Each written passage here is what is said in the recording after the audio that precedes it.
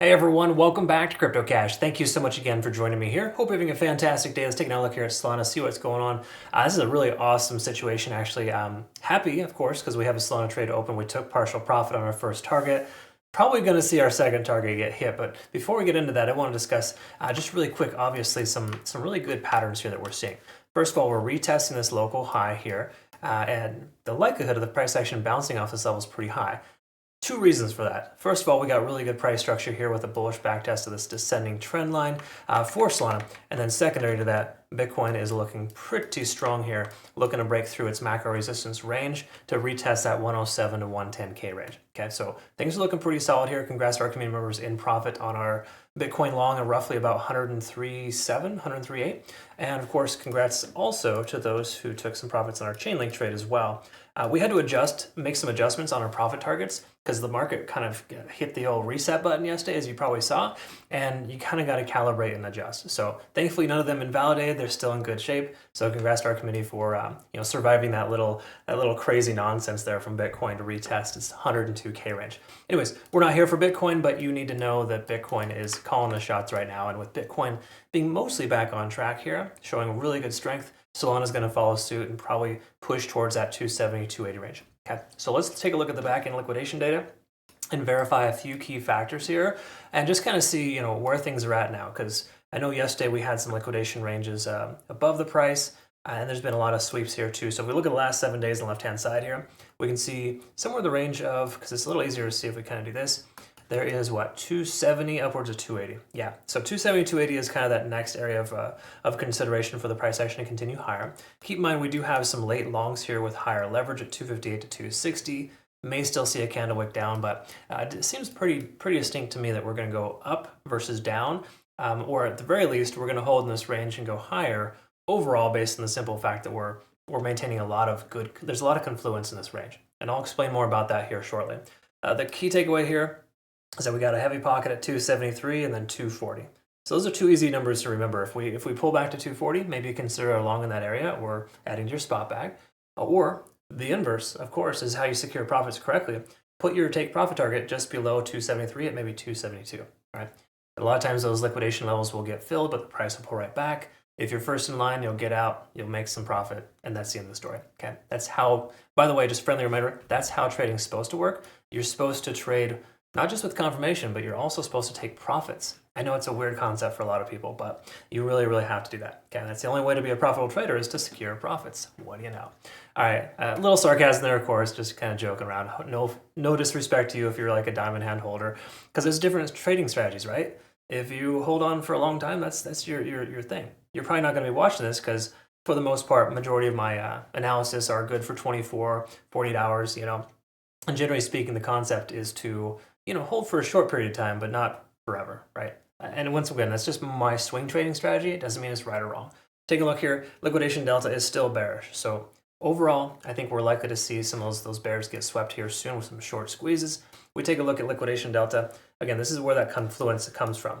250, 256, 261, 268. There's 3 out of 4 areas here that are below the price action, reinforcing that support, letting us know that if we come into those areas, a lot of folks are going to continue to add to their position.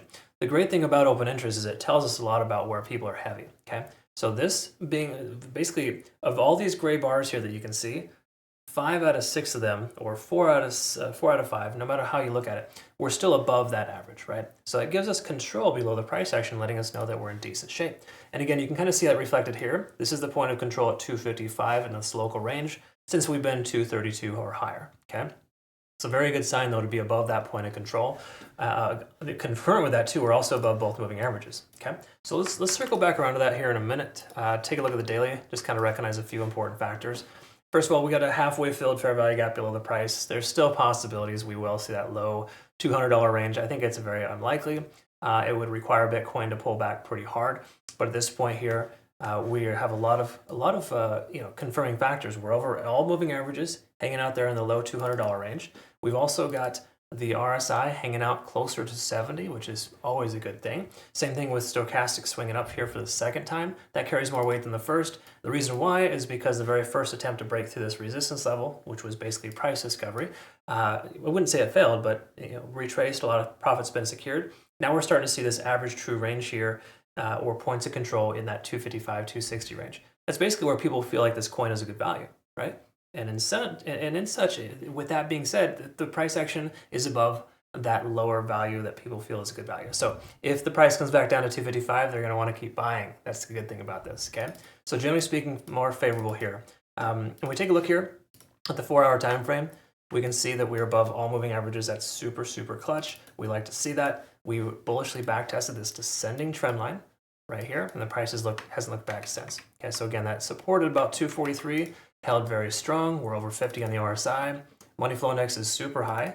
That's very, very beneficial here because, again, these are nice ebbs and flows, right? We got parallel highs and higher lows that generally will break out to the upside. Okay, a lot of times when you see this kind of price structure, the price action will break upwards and it'll likely squeeze and shoot upwards to effectively squeeze any kind of shorts. Again, a lot of this is pending on Bitcoin doing well, but take a look at this here, folks. I mean, Bitcoin, I think it's ready. It's definitely ready to push through some of that upper liquidation. And if you're not familiar, you can see here, this is my play out from just a moment ago. I always analyze Bitcoin first. It's just to get a baseline of all my altcoins. We can see here, there's a lot of liquidation in the 107 to 108K range, but a super massive concentration between 110 and 114. So if it wasn't for these high leverage idiots who have yet to secure profits on their shorts, the price action probably wouldn't be coming back up as quick. It's a funny thing how that works out, but yeah, again, irresponsibility will absolutely get recognized at some point, right? Market makers are good at doing that, and there's a reason why over 90% of traders are unsuccessful in the market, because market makers manipulate the price the way they see fit. And oftentimes liquidation, open interest, these are things that they use regularly, okay? So again, they're just not normal things you'd probably think to use, but in the overall sense, they've brought me great success over the years here. And I can tell you, while I only maintain 75 to 85% success rate overall, the key takeaway is it's consistent and I'm not FOMOing into every other trade. There's a lot of reasons why we're in pretty good shape here with Solana. All right, 4-hour time frame is awesome. We got a MACD convergence, stochastic still swinging up here. There's every reason to consider a long position in the 260 to 265 range that we're in right now. Hourly time frame is probably going to confirm that we've broken out, which it does. Lagging spans free and clear. We've been above the cloud for a while now. And then also, furthermore, conversion lines over the baseline. So there's literally 3 out of 3 reasons here on the hourly, probably 5 out of 5 reasons on the 4-hour, and 10 out of 10 reasons on the daily time frame, letting us know that we're in really good shape. Okay, so again, if you're going to consider shorting Solana, it's not necessarily the best idea. I get like the infatuation. A lot of people will do this. Well, they'll just take trades based on patterns. Yeah, you're right. There is a double top pattern here forming, but everything else is pointing up, right?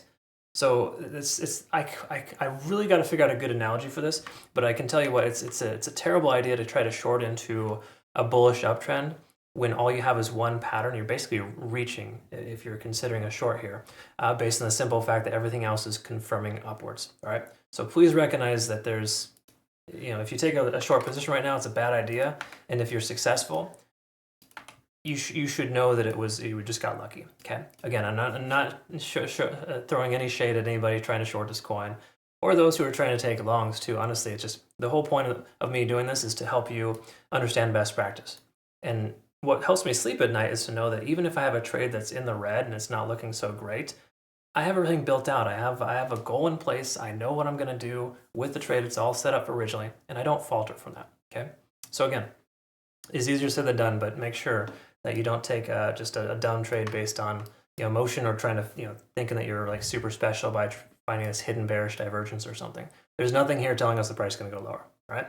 That's all there is to it. If it does go lower, awesome. That's great, because then we get a chance to be able to buy and average into a lower price point. But again, at this point, we're looking pretty solid. So be very careful taking a short position with this coin. That's a simple way to understand it. And there's nothing here really telling us it's a smart or a good play to short right now. I hope you make sense of this, and I made sense of how I described this. Comment below if you get a chance. Like the videos, please. Helps grow the channel. Join us over on Twitter, Telegram, and Discord if you want to become or stay abreast on my play charts and everything here. And if you like the price action lately, this is pretty much a good way to describe the last 7 days of trading. Awesome. All right, folks. Have a good rest of your day. We'll see you in the next one. Take care.